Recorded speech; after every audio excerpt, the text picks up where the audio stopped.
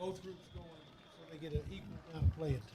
Looks like Galen is hot, Coach. Yeah, he's on a roll, isn't he? As He's soon that's as about that his back third. foot is hitting the that's ground, right. he's pretty decisive about letting the ball go. Like I say, the passing game looks good when it works, Coach. Yeah. When it works, it looks wonderful. It's a beautiful thing. It's a tougher combination because you've got throwing, catching, and different things that you have to master. Looks like we're in a 3-by-1, Coach. Nice move. Oh man, he makes a move, another move. Good And, tackle. Good open field tackle. He Back brings to the at line least- of scrimmage. Absolutely. That's Quick. one of the play there looks like if he had committed to being a passer the entire time, he probably could have got it off, but he got caught in between wanting to be a runner and wanting to be a passer, Yeah. which is, I guess, it happens a lot. When Well, you're he's throwing some quick passes. If you don't get rid of that ball quickly, then your protection breaks down. That's a different blocking scheme up front. Usually a cut block, not a stand-up block. that's another great. There's pass. another Nice, quick great throw pass. and another Nice route. right on the money. It seemed like he doesn't figure out the defense. He know what kind of defense he's throwing in, and he's finding Well, I'm his sure holes. coaches are getting familiar with what the other team is trying to do. Right. Which after halftime, coaching adjustments come into play. Well, like I said, with 3 days, there's not a whole lot of adjusting. There's just some basic things that you do, and then you can just pinpoint them out to them. Says this is where you need to go with the ball. Oh. Well, That's didn't wanna tough. see that. Number 6 from the red team, which is Jalen Brown from Copper's Cove. He was in there pretty good. He was in there pretty quick. He's that right defensive end. He came really underneath the block to make that play. Absolutely. Jalen looks like Galen tried to hang in there and get the ball out, but the guy was on his feet before he could let it go. So that sets up 2nd and 17 from the 30-yard line, going in. What Look you like want it's to do man here to is man. maybe try to get half of it.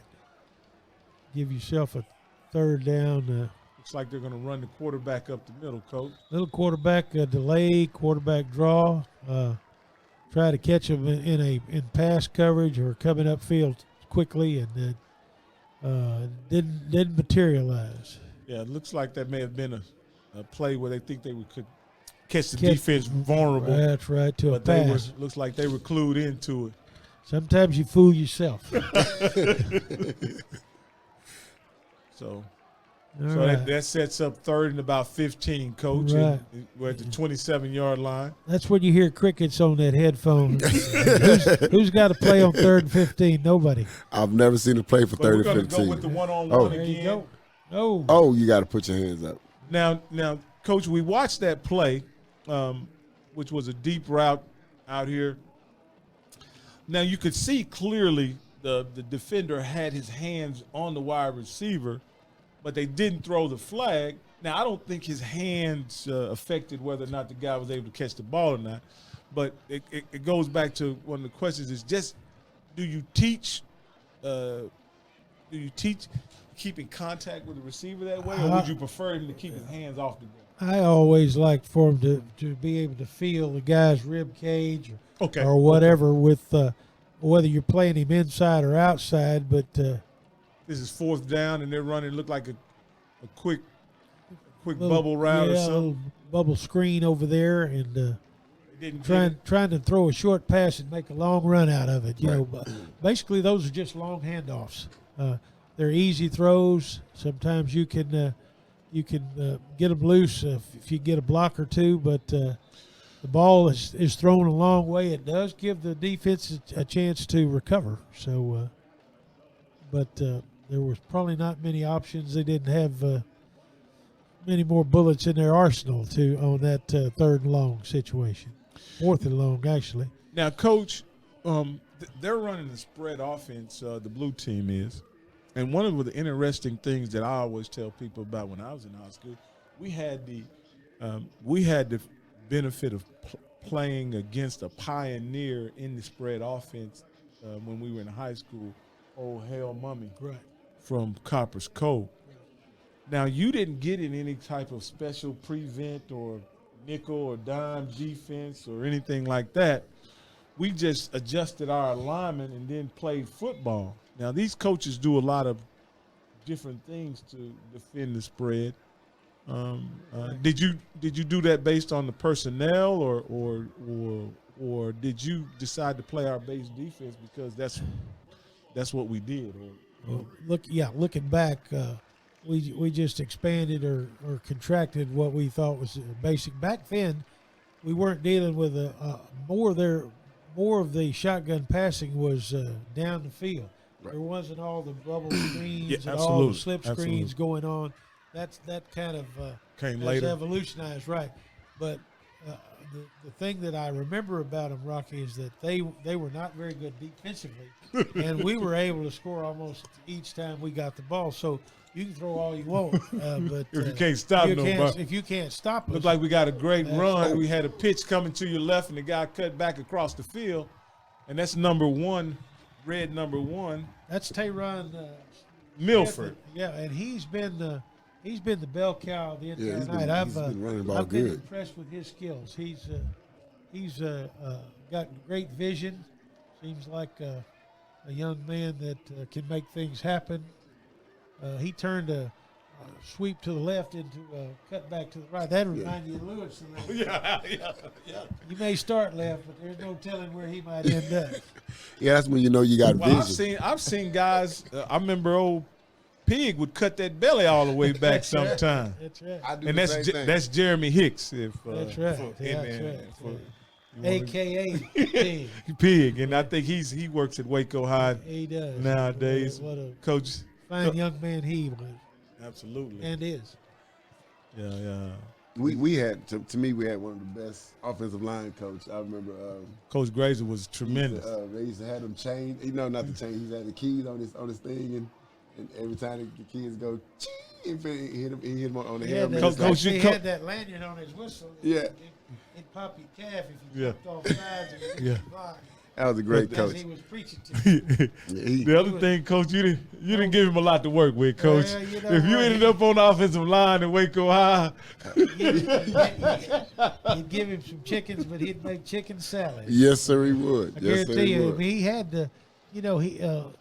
Through the years, he tutored some great linemen. Guys like LaQuaylen McDonald. Oh, absolutely. Vince Carter, Absolutely. Rodney Gober. That wasn't typical, though, Coach. No, it was not. But but what he did do is he molded them into a unit, and absolutely took a lot of guys. And really one of the toughest assignments. If you've got to hire 2 coaches on your staff, you better get you a good offensive line coach, and you better get you somebody in that secondary that knows what he's doing back there, because that's critical to the defense, that they don't throw touchdown passes on you all night. And offensively, I don't care how good your running backs are, they have got to have the crease in there to get past the line of scrimmage and make things happen. Well, that's one of the things when I recognized that the line was almost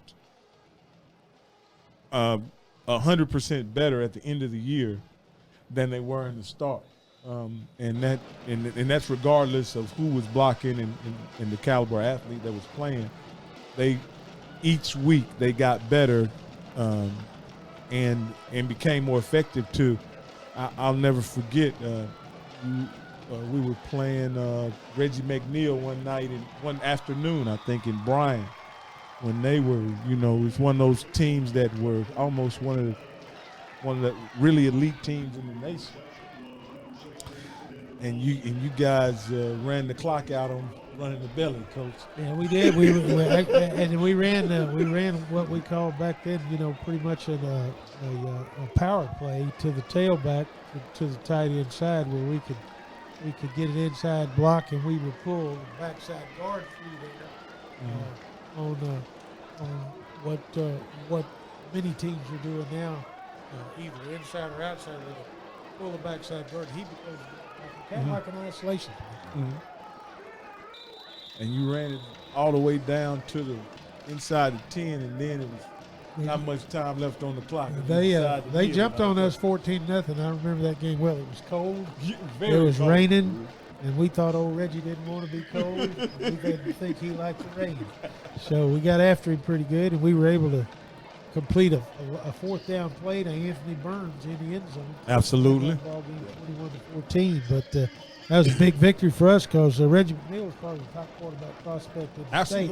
Absolutely. In that particular season. Oh, Too close to the still ball. make something happen. And he proved to be very effective as a true freshman when he went to A&M. And so he was a good player for him. Quite an athlete.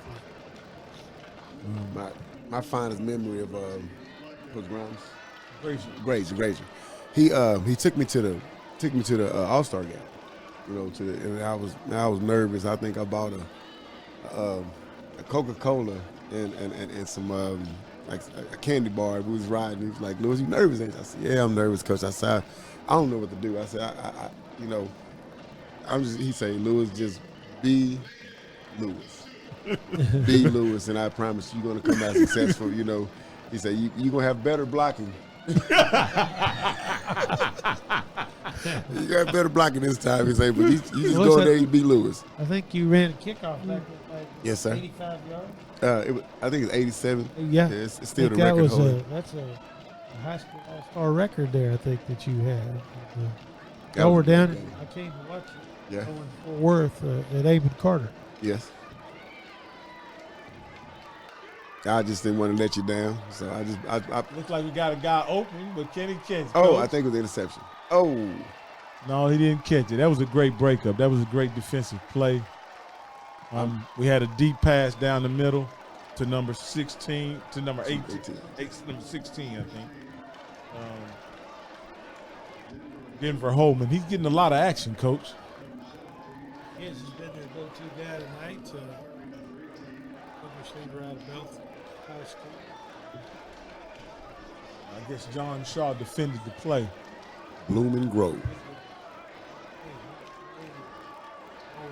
Wow, against Belton. Class double that's A a pretty school. good matchup, And ain't it, that's Coach? what we've been saying all night. If you can play, you can play. That's play. where you come from.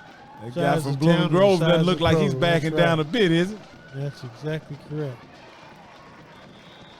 Still comes down to blocking and tackling, And no matter what level it that's is. exactly right. Whether it's the Dallas Cowboys or the junior high team, anywhere that you've got to be able to block and tackle. If you don't teach that first, then you can teach all the plays you want. It doesn't come down to plays. It comes down to execution.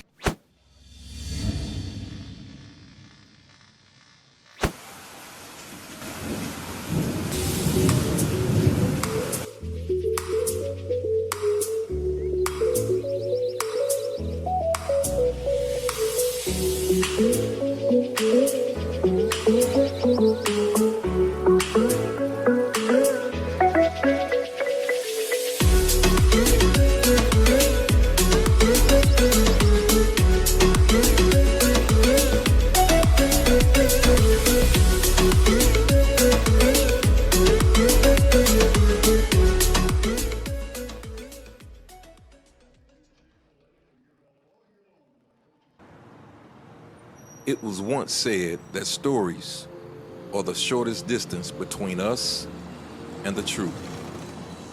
Others have tried to tell our story, but our story is unique. It must be told from the inside out. Our story is compelling. Our story is true. Our story is Waco.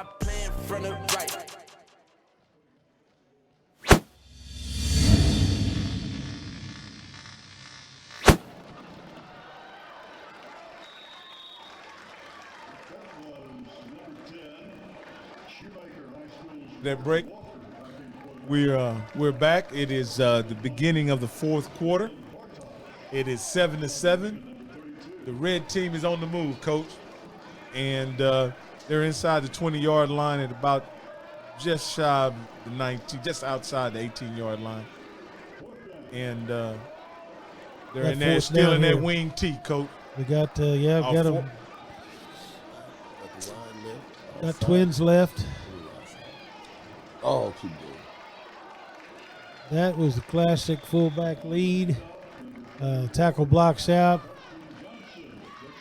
Now back in my day, Coach, y'all used to scrutinize us when we hop outside like that because that ain't where to play football. That's right. We played what was called a gap control defense, and you were responsible for that gap, however narrow it got or however wide it got. If it expanded, you expanded. Right. If it closed down, you closed down. It was a simple formula. So it looks like we got that sprint out again, tight Coach. end, Looks like everybody's covered this time, Coach. He did a good job of throwing it away. That was a great decision That's by right. number 10 of the red team, That's Mark Walker Yeah, Mark was from Shoemaker. I know the Shoemaker coach. He's a great guy. I talked to him a couple of days ago. I think I'm gonna throw a fundamental camp up there at Shoemaker. Now, Lewis, you have a son in Killeen, is that correct? Yeah, he's Centex Fite, and he's ninth grade right now, for to be 10th grade, and he's a running back, and he's really just brought fire back inside my heart, fire back inside my soul, just to see my son out there playing football, and I think he's gonna be a good one, because I'm gonna do the same thing Coach Tusa did to me, just keep him humble, keep him correct, and make sure that he can make it in life instead of football. Oh, man, that was a slick little play, Coach. Was that the – it was a little delayed draw, a little cutback draw. It was a wraparound Yeah, handoff. you kind of had a little deception to it, and nice run there, and nice call. Good. well executed. Well executed is right. First time I think we've seen that tonight. And we had a player briefly down, number 13. He's up. From Glad the to blue see him town, but up. he's up and moving. Right. And that is Amari Gibson from University, if I'm not mistaken. That's Travis's son. Right. Is that Travis' son? That's our teammate, Travis Gibson, who is now a coach at University. And the mayor of Bellmead. And the mayor of Bellmead, Texas. That's it. I hate to Travis see kids Gibson. go down in a game like this. But it's 1st and 10 with the ball on about the 3-yard line. Red has the ball, and we have a dancer in the backfield, and that's never a good thing. Never a good thing. It's sideways where the goal line is north and south, and if you're running east and west, you are directionally challenged. That's what he told me. Coach Tusa always tell me, if you bounce outside, it's on you at that end zone, so you better jump. And that dancer is Preston Johnson, and it works on the dance floor, Coach. It just doesn't work in the backfield. Well, in defense of Preston, he was challenged pretty quickly back there. I think by the time he got the ball, so Absolutely. he probably had nowhere else to go. Okay, looks like we're back in that wing T with the wing back. It's like trying to slip him to the outside, Coach. The quarterback reverses field. Just threw that out of bounds. Another great decision by Mark Walker Absolutely. to get rid of the ball, because what you want to do here with 9 minutes and 45 seconds left to go in the game, what you want to do is at least get points in this circumstance situation. The way the game is going, 3 may be enough, Coach. That's exactly correct. And this is the time that you have to make those decisions, because when the clock becomes your enemy, which with 9 minutes or something, you don't know how many more times you're going to get that ball, so you need to make sure you come away. The sand is running out the hourglass. That's exactly correct. So it looks like we got we got wide receivers on each side, and we're back two backs in the backfield. Looks like we have a pre-snap penalty. I think it was timeout. You threw a flag back there, Coach.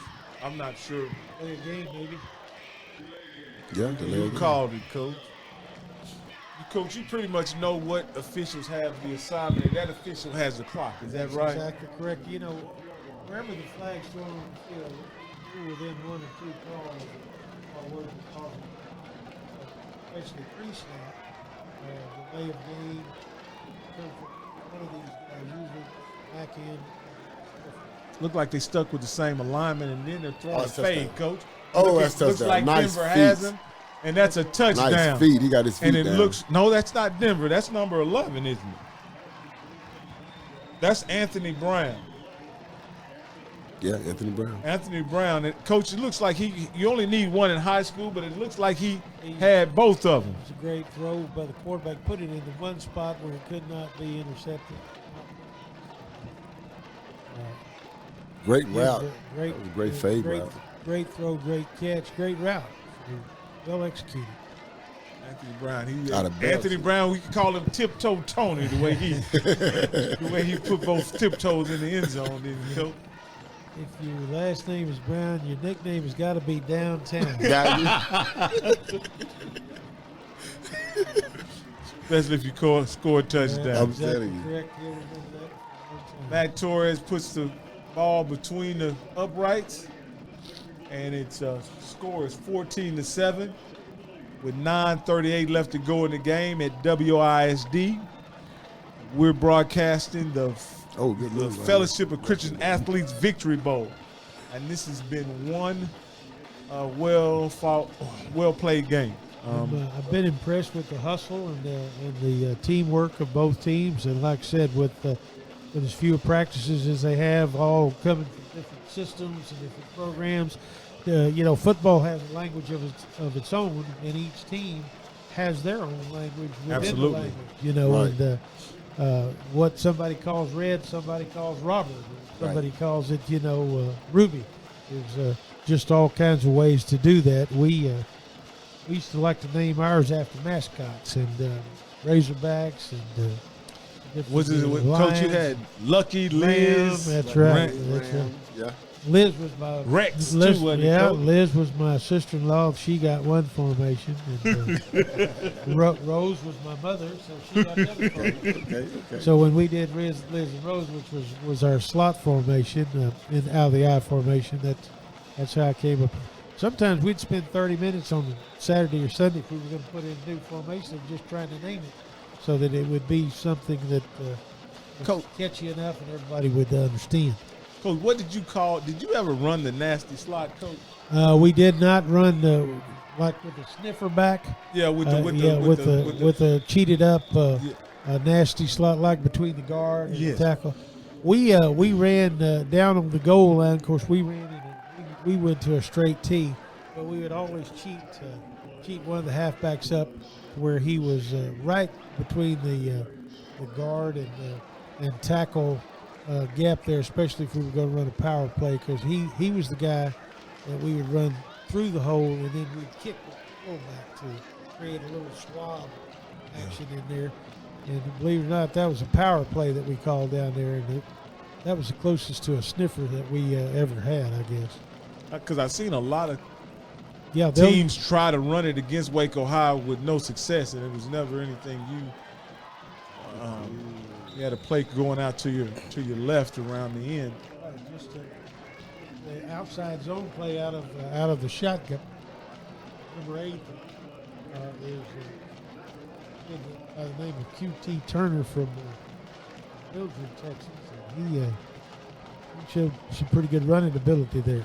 So we have Milford and Mildred, huh? Mildred, Milford, that's right.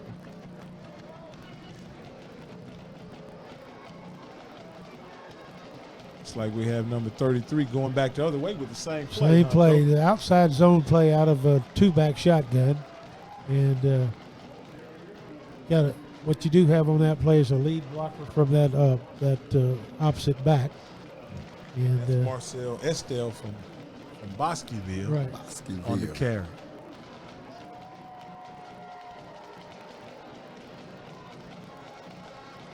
Looks like defense they're running the red team is running. Looks like a 4-3, Coach, doesn't it?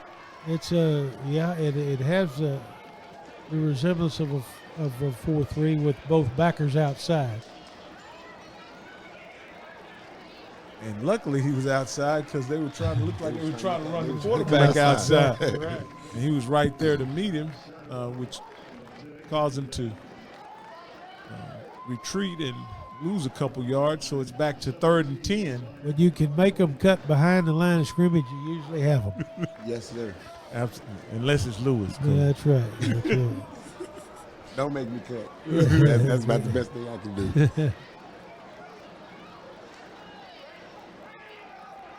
Looks like we're going deep again. Looks like we got good coverage. Oh, though. good. Oh, great. As I say that, we have a kid jump up. Oh, my God. That's maintain his footing, stay in bounds.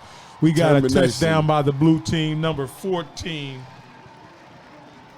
Looks like from Blooming Grove, Stephen Carroll.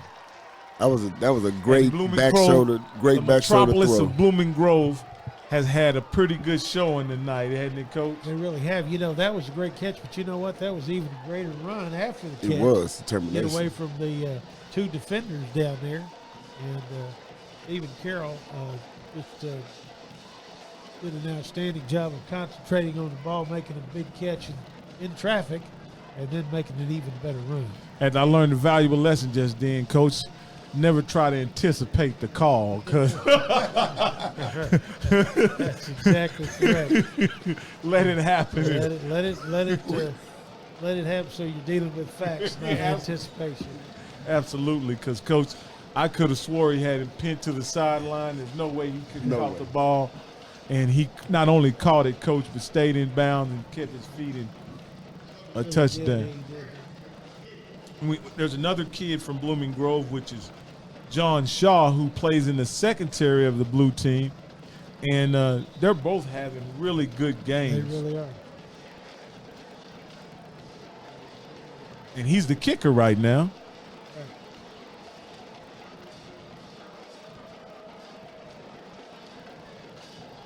Pretty good for here.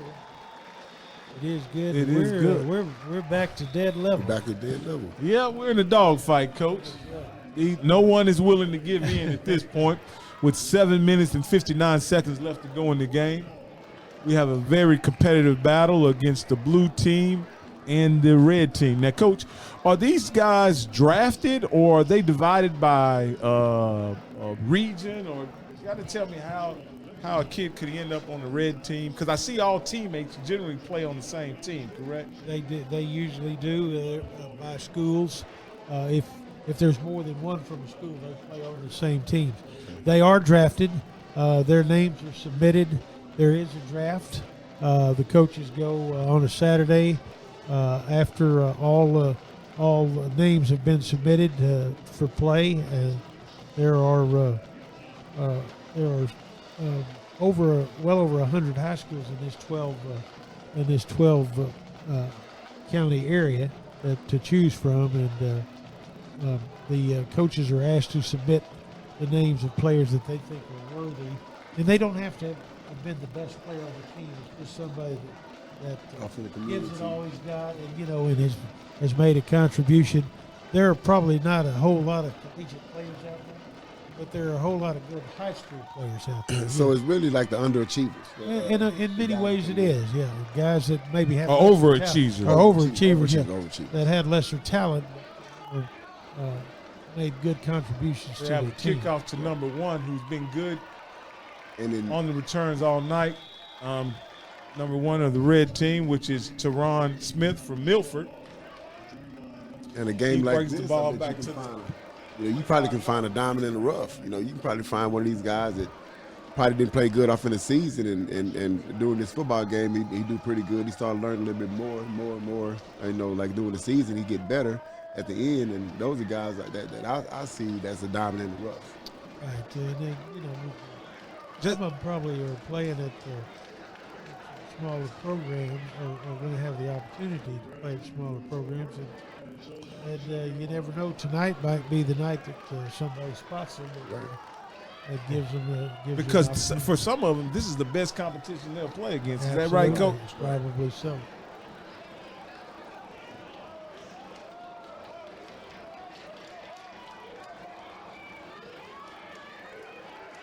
I like the play we used to A little run, Coach. misdirection, a little cutback. Counter or something. I'm not sure. Like a counter tray action where you pull the backside guard and tackle that time. Not old 45 counter T. Not that counter. No, I know. I know that. That was Wayne Walker special. I know. Yeah, Wayne, Chubby. I can imagine Lewis ran at a time or two when he was wing back. That's right. Sure That's did. exactly right. Scored a couple of times off of it too. That's right. We used to run Lewis on the sweep from that wingback spot. Yeah. Oh, because Greg White and Travis Gibson was Right. clearing the way. Right. We have drop back. Number 10 dropped back again. He looks like he tries to bail. He makes a guy miss. Makes another guy miss. Coach, he's looking pretty quick out there. Number 10. He really is. Of the red team. They're good. That's Mark Walker Shoemaker again. That was all him. Absolutely. He eluded several tacklers and almost got a first down out of it. Looks like a third and short coming up. And I would anticipate either a quick pass or they may run that outside zone play again. Now, Coach, this is the part of the game where the game is tied. You want to win, right, but you don't want to give the game. That's exactly correct. Do you pare your playbook down right here? Well, you usually buy and there's a You play the risk reward game. That's right. You know, you usually most coaches have in certain situations. He had about 3 plays that were third and long, that were run plays or pass plays. With third and medium, you'd have two plays, maybe 2 passes, and then third and short, you may just have only one running play and one pass play, because you don't have much time and you can't be going through the whole play. Absolutely. I can tell you there again, I think it's a situation to think players, not plays. Now, in the previous play, Preston Johnson had a really good run, and then he comes back and makes a really good block on this play. Unfortunately, there was another player who jumped outside with the running back and made the tackle on Teron Smith in the backfield. But I'm looking at the effort that these guys are playing with, and for it to be almost 6 or 8 months since they played a football game, they're giving a great effort, and they look pretty conditioned, Coach. I guess having 2 platoons help. Having two sets of players really helps out. Absolutely, it gives gives you a certain amount of freshness because you're playing with 22 guys on each side of the ball. That makes all the difference in the world. But in a game like this, where conditioning might be an issue with some of the guys, it bodes well for a game like this. This is the real reason for this ball game is to promote the spiritual side of sports and the influence that coaches have on players. Absolutely. We have Mark Walker drops back. He's under tremendous pressure. And that was number 73 of the blue team. Let me make his mom and his dad smile by calling out his name. And his name is Clifton Santos of Coach. Oh no, he's from Clifton, and it's Santos Murillo. No, you don't have a 73 on the blue team, Coach. Okay. From Teague. Yeah, I was looking on the wrong side, Coach. I do that every now and then. Hey, I was gonna say something. Like, I've never been starstruck, man, but the guy that I still look up to and just a star to me is Greg White. When I seen him on the football field the other day and they said he was coaching, it was like, just seeing a mentor, seeing a guy that I looked up to. I mean, to me, I feel like he was the greatest running back. He taught me a lot, on the football field, how to practice, how to get ready for the game, and just being starstruck. Like, that's the only guy that I'd be nervous to come talk to, because Greg White held himself as a great kid. I mean, great guy. He's a great man. Greg was a great man. He was a great man, and he was a great player at Waco High. He went on to be a great player at Baylor, and he's been a tremendous guy in the community since he has, of course, graduated from Baylor and stayed in the community. Looks like we have a reverse pass, huh, Coach? Yeah, a little bit of razzle-dazzle there. They ran the reverse earlier in the game to set that pass play up. The red defensive back there on that left side did not take the bait. He stayed with the receiver. Greg's one of those guys that is rooted in spirituality, has always been, and lived an exemplary life. He's a stand-up guy, no question. Absolutely. He is Great guy. He's very, very strong in his faith.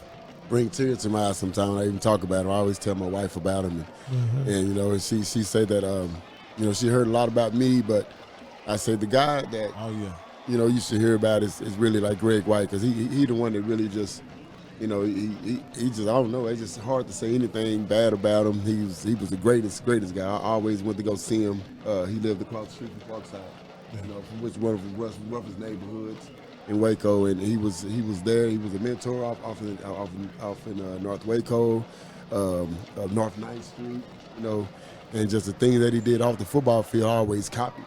Like I say, he's a mentor to me. I'm just starstruck when I see him. Did we change quarterbacks, Coach? We look like we have Ty Hale Hale back in Hale. there. Hey, 14. Okay, you saw it, didn't you, Lou? Ty's dad is the head coach at Hillsborough. That was a great throw by Ty. I think Indeed. I just talked to his father. On this floor, he just had surgery. He just had surgery. Yeah. Wish him well. Yeah, he up, but that was a great throw. It's something about coaches and quarterbacks, huh, Coach? That's right. kind You of know, Coach. Now tell me why didn't you ever let Casey take a snap, Coach? She did. Casey was the best quarterback we ever had. She thought she was the coach from time to time. She did. She sure did. We had to make sure we got our lines of communication straight. There's that outside zone play again, and you know that play. He probably ran 30 yards sideways. Yeah. And if you're going to run that play penetration course, if they can bounce you outside and keep you going sideways, there's not much. Even though he made a few yards, he had to run a long way. I would say that's it's at the least that's inefficient. That guy gets a little bit. Now, Coach, you would always run wide plays into the boundary. Side of the field, but we would set the strength the other way and make that more of a weak side play. To the strong side. We caught a lot of people moving that way, and we can go against the grain. Listen, tell you, when all these runs came on weak side plays, It did. side leads, side tosses, weak side counter trays, those kinds of things. Now, we could always scare guys at Waco High because we always had a few guys that really could run. That's exactly correct. So the wide side was probably the safer bet for a team to play rather than a lineman, huh, Coach? One thing about it too, you run and you're right, but when you run short side, guys got to get his shoulders turned pretty quickly. Yes. He doesn't have a whole lot of room to run wide. Coach, you can't be interested in dodging somebody. That's exactly right. No vipping and bopping out there, and That was another good throw by Ty. was indeed. Unfortunately, that other thing happened. Coach, throwing ain't the problem right now. It's catching. It's Coach. catching is the problem. You know, great throw, no catch. That's frustrating to a coach. That's what you hate to see. That's funny what you said on how you did the like the wide side and everything like that. Because I remember playing against Austin LBJ, and the first play we had was an 80-yard sweep on the short side of the That's field. exactly I right. That's right. went 80 yards. I mean, everybody was on the left side of the football field. I came right, so. Now, the other thing about the short side, and I learned this just by watching YouTube videos, is that you can outrun the angles Easier. quicker. Yeah. There's less adjustment the defense can make on the short side of the field. And more often than not, Rocky, they don't play games. Oh, okay. You don't play as many. Another good pass by Ty. It wasn't a perfect pass, but It was a catchable ball. it was a catchable ball. And if you threw it upfield, into. So it's a little danger. Oh yeah, back shoulder throw would have been more beneficial. Well, I mean, that's the other thing about, again, it's been well documented. The passing game, you can be really successful in the passing game, especially in times like this when you're behind. Well, they're not behind, but if you were behind, you stay in games. Things could happen for you, but execution has to be on point. So many different players Absolutely. on the field,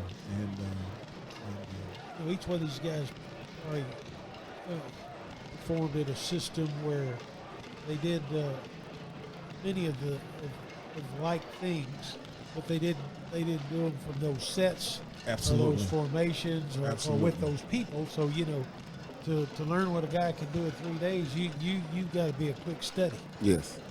Well, you got to be like Coach Bryles, who didn't have a playbook. Now, I don't know. I still don't understand how he operated without a playbook, Coach. He just operated with plays without a book. Because you got to call something, huh, Coach? Number 4 in the nation with no playbook. That's It's right. amazing to me. Pretty good. Looks like we had a penalty, Coach, that's going to put 15 yards. the blue team in pretty good shape with 2:29 left to go in the game. That's right. It's 14-14. Is there any overtime rules or anything, or There can we is- live with a there tie, is- Coach? There is no overtime. So if it's a tie, we'll live with it. Okay, that's good. Looks like we got 2x2 again, Coach, with one back set. And the Seam route again, Yeah, Coach, seam and they were route. all over. Now, Coach, on that seam route, one thing I saw on that one is if the guy had to just slow down for a beat before he attacked the secondary, he may have been able to allow the coverage to kind of determine where they're going to do, and him try to. He attacked the coverage, which alerted him, I guess you could say, Coach. It's ineffective against zone. What you're looking for is those guys to be Catch a window.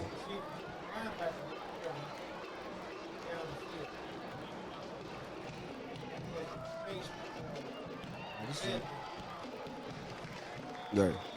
And That's a good run.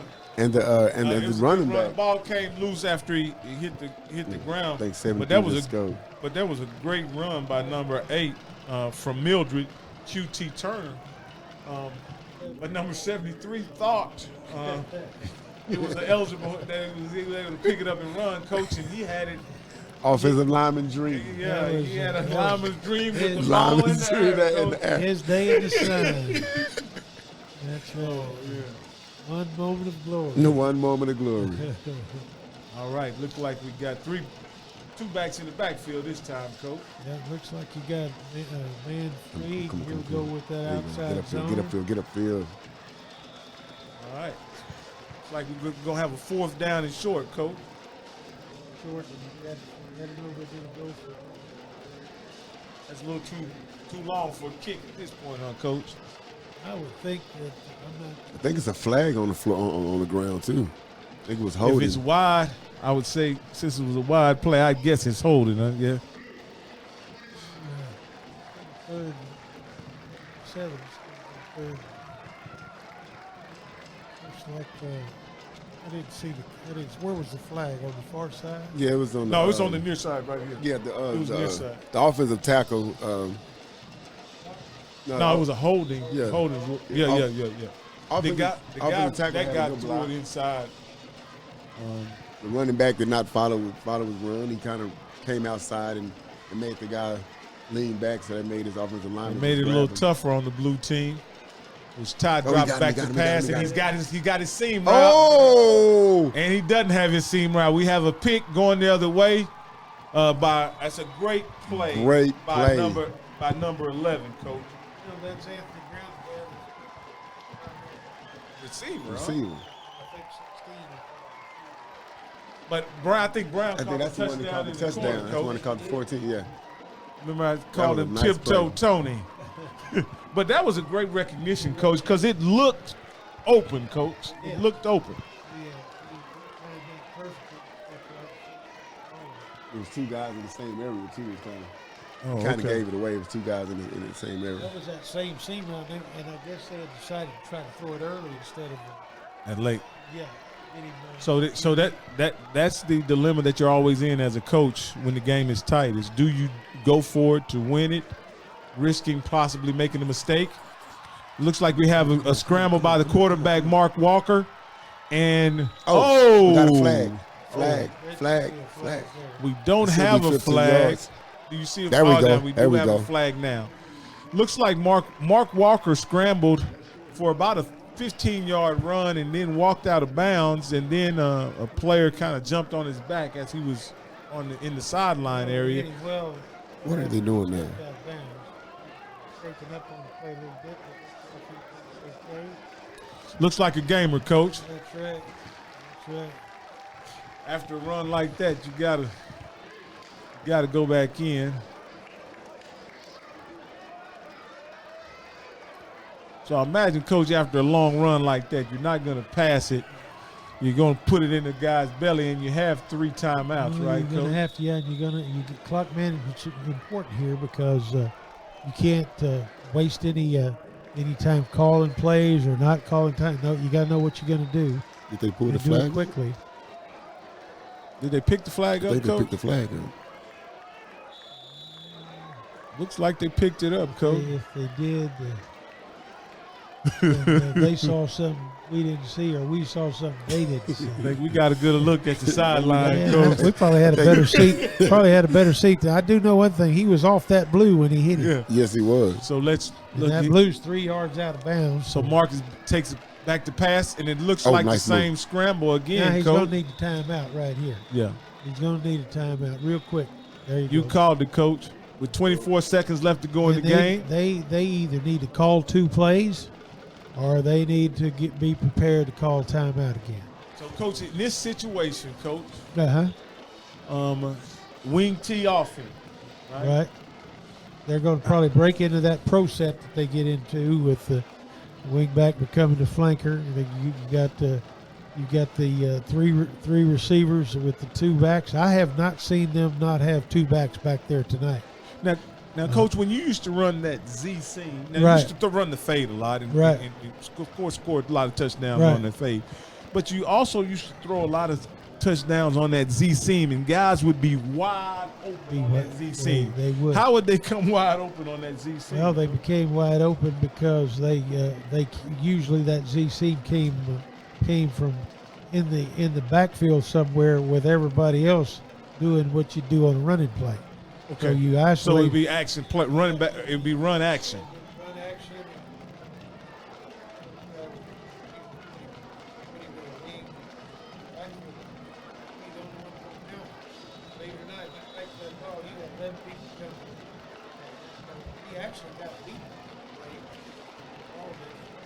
Oh, okay.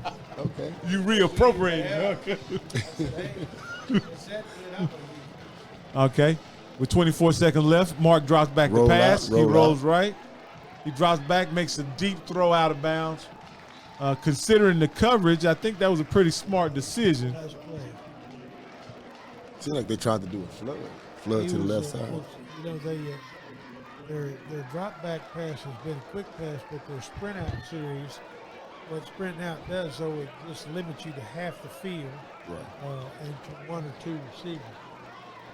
Coverage was in the Oh, did you ever have like a throwback pass to that post route? from time to absolutely. We time? beat.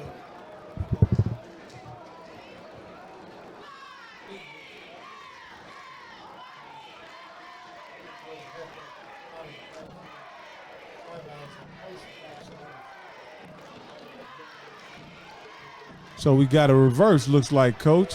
And he made a miss. Made another guy miss. Now, Coach, that has to be out of bounds, Coach. It looks like There it we go. We is. finally got the flag. Okay. So we had a great run to pick up the first down by Denver Holman with 7 seconds left to go. This next ball needs to go to the end zone. Yeah. But, Coach, you're going to walk off 15. That's going to put you at That's the, going to at put the you 50, at at the 50. 15 Yeah, yard you line. got to. Do you take a kick right here, Coach? You know, if I'll you take got a one play in kicker, end zones. you might you got to be careful that you don't get sacked. That's the key. You can run one play, huh, Coach? If you don't get sacked, but if you get sacked and you don't get a timeout, you're not going to have another play. So you got to be Coach- careful what you do. Coach, This will be I'm a going to fake. be honest with you, Coach. I'd kick right here Yeah, if you got a kicker, with no rush. that's right. He gets a running start at it. I had the wrong shoes on. He might miss. Well, or I run a play that sets the ball in the middle. Right there in the You middle. know, that's You know, might, if you do that, you got to do it with the quarterback. He's Yes. got to get over there and hit a And knee, kneel. and they got to call timeout where they have time to line up. this is a great game. that Been an exciting game. Absolutely. A good finish. and it's been down to the wire.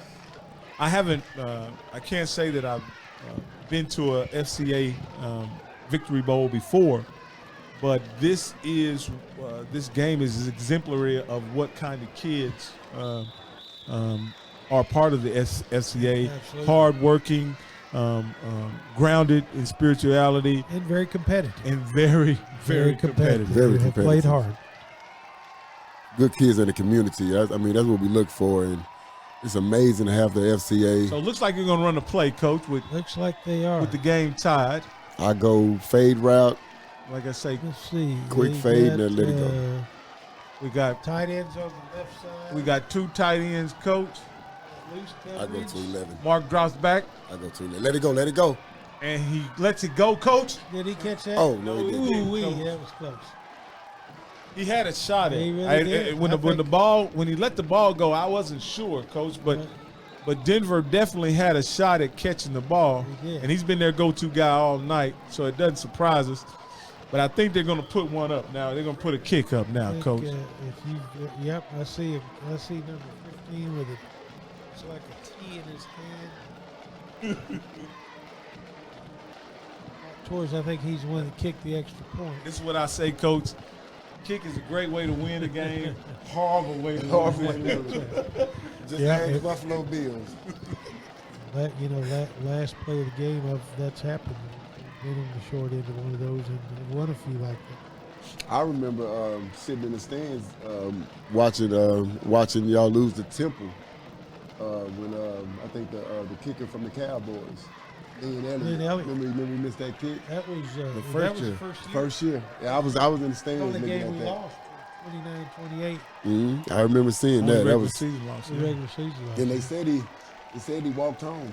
They said I know one thing, he didn't go back to the field house. I had to go get him down the street. yeah, He was distraught.